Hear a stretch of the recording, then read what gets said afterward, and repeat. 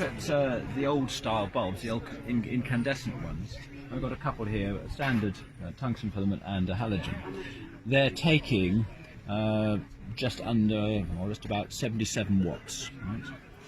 If I plug in a compact fluorescent, standard compact fluorescent in here, that'll put about another 10 watts on. So that one bulb is taking much less than those two. If I plug in one of these LEDs, here, to stick it in there, it barely goes up at all on that. So that LED is using less than 1% of these old style bulbs. So it makes no sense to burn those when you can use this. A little bit more expensive, but they've got a long life. So really, everybody should be making sure they're using the latest LEDs. How much is the tank? You've got the biggest grin on your face. What was that like? That looked too easy, that did, didn't it? That was brilliant. I've never ridden one of these sort of bikes before, and you can really feel the power, the extra power it gives you. And it's completely silent, so you can pretend you're the pedal. It's actually you pedaling it. Well, you are, and you are pedaling, and you get that resistance that you get with a normal bike, but it's you know, it just kicks in, and it seems very, very smooth actually. So in terms of the towpath, we are fundraising to try and get the towpath upgraded. There's lots of sections have actually become very, very narrow and overgrown. The racecourse development is coming on stream, and they're releasing developer funding, and so we're getting them to contribute to upgrading this section here and in towards where Victoria Park is in here. And is this encouraging people to cycle to work in Newbury? It's the section within the town here is very much a commuter as well as a shopper and a leisure route. But these routes here are showing the cycle route that we're doing between Hermitage and Hampstead Norreys, the old disused railway line. So this is going to open in December, I think. Construction sort of underway at the moment. We've secured, with West Berkshire Council, we've secured funding through Highways England to try and open this up and address the sort of severance issues caused by the motorway. But it'll be a lovely traffic-free route. I don't know if you saw the Stacey Dooley programme on BBC Two about 18 months ago.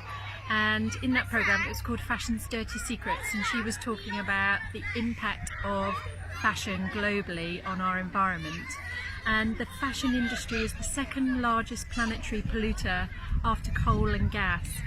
And this week I heard from Oxfam that the amount of new clothing that we buy in the UK alone has the equivalent carbon output to flying around the world 900 times every single month. So I think we're becoming more and more aware that the way we buy clothes is just simply not sustainable. And one of the things that I do is talk to my clients about how we can create more sustainable wardrobes, things that are made to last, things that we love, and things that give us confidence. And one of the things we can do is to wear more of what we already have already. Just by extending the life of our clothes by 9 months, can reduce our wastewater and carbon footprint by as much as 30%. There's no downside to shopping second-hand. You're recycling, you're getting a bargain, you're finding something you love that's great quality, like this Hobbs jacket for example, and you're just helping to extend the life of that item of clothing. So check out your local charity shop. It's a great place to find something that you will absolutely love. I'm Lawrence Woodward. I was the co-founder and director for over 30 years of a thing called Elm Farm Research Centre. It's an organic research centre. I started farming organically in 1975, and we created our research centre because of the question, how do we feed ourselves when the oil runs out? Those of you old enough to remember the 70s know we had lots of oil crisis, 3-day week and so on. So oil was a big issue then. And we kind of developed the question into how do we feed ourselves on a world of finite and diminishing resources. And over the years, through research and through communication, we tried to get that concern and message across, and we failed dismally. There's a simple answer to how we deal with this in a world of finite and diminishing resources, is we don't, we can't. We cannot deal with it while we continue to live a lifestyle and run businesses in the way that we do. It's simply not possible.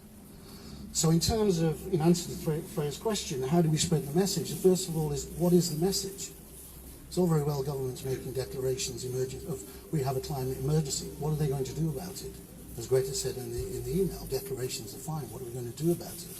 And nobody's owning up to it. We're not getting across the message that we have to fundamentally change how we live our lives and organise our society.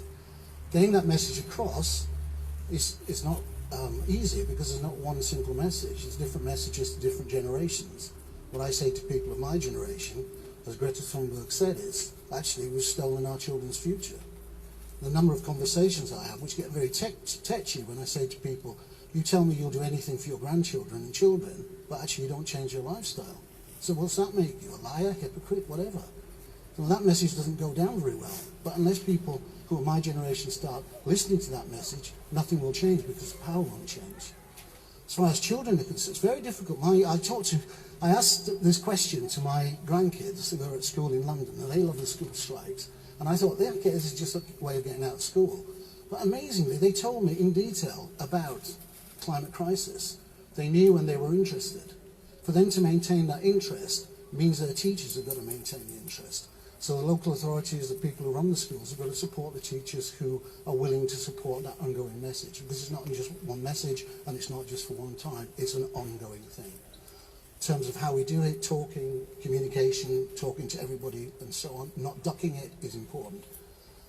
I disagree with Richard. We cannot afford to go along with the grain of public opinion. We have to change the grain of public opinion. That means going against it.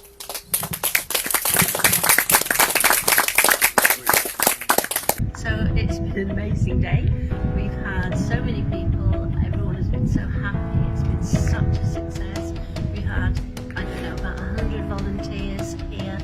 We've had all sorts of stallholders, talks, so much interest in recycling, in repurposing what we can do. And this just shows what we can do as a community. Just brilliant, and I hope